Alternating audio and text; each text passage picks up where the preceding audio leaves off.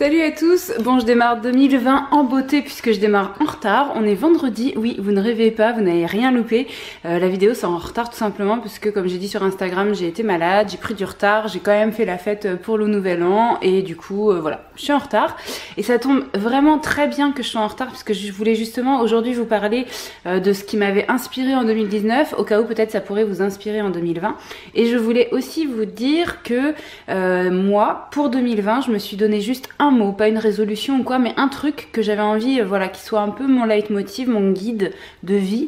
Et ce mot, c'est flexibilité. Donc je trouve que c'est vraiment hyper bien de démarrer avec un jour de retard parce que ça montre que je commence tout de suite à être flexible. J'ai pas encore pris de décision pour la chaîne.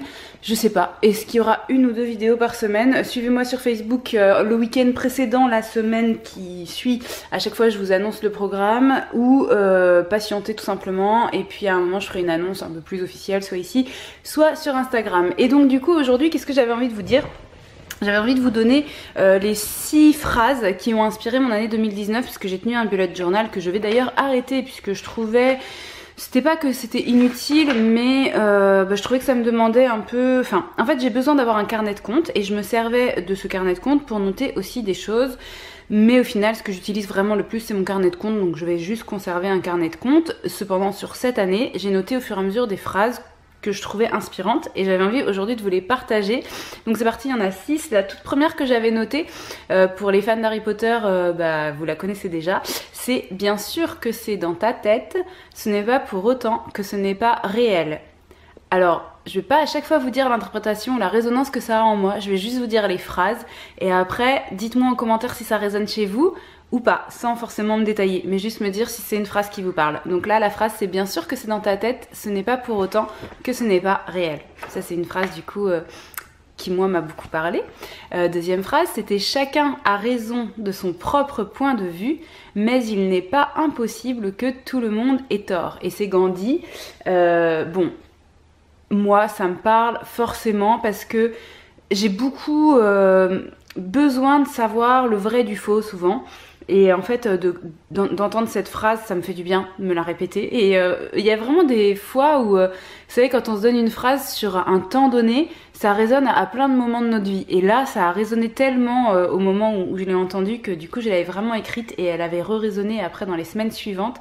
Chacun a raison de son propre point de vue, mais il n'est pas impossible que tout le monde ait tort. Dites-moi si vous aussi ça vous parle. Ensuite, c'était cet été et j'avais lu sur le compte de Soline Séveillé dont je vous ai déjà parlé plein de fois, Soline pour de Vervesser, donc @Soline Séveillé pour la retrouver. Elle avait écrit « Viens, on se tire, où ça? Vers le haut ». Et c'est quelque chose que j'avais trouvé drôle et c'est vrai, enfin moi j'avais ce besoin là en été aussi de bouger et de me dire allez on va quelque part ou peu importe mais du moment qu'on va à un endroit qui nous élève quoi, qui nous fait avancer. C'est comme ça que moi j'en ai fait la lecture, à vous de me dire aussi si ça vous parle.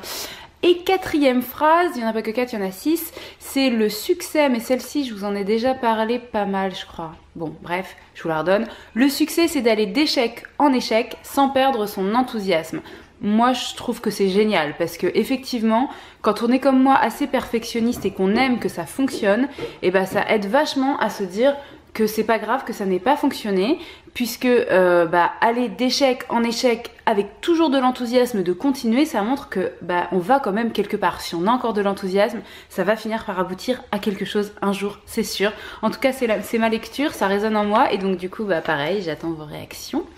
5e phrase, c'était une phrase à un moment où mon congé parental s'arrêtait et je commençais vraiment à avoir un peu quelque chose de l'ordre...